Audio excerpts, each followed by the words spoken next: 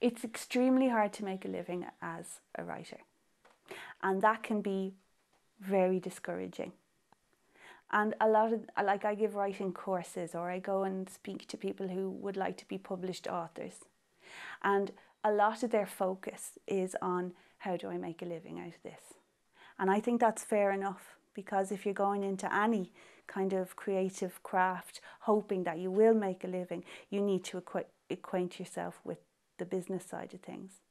But it can also be very discouraging, because I think everyone has their own reason for writing things.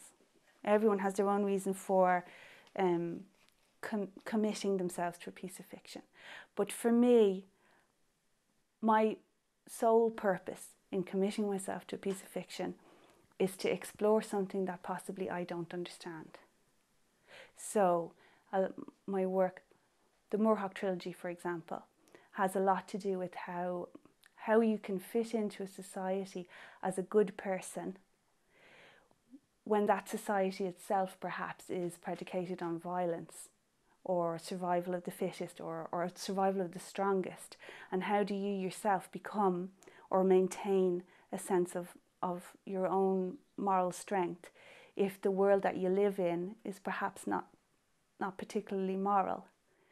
And in order to explore that, I had to be very honest with myself in understanding that I don't have all the answers. I don't have any answers, actually. I have a set of moral principles where I know that, cruelty, slavery, exploitation, those things are wrong. But if I want to explore, for example, those themes, or portray someone who genuinely has lived in a world which is a lot worse than the one I live in, I can't set out to write a book and go, by the end of it, there you go, there's your answer.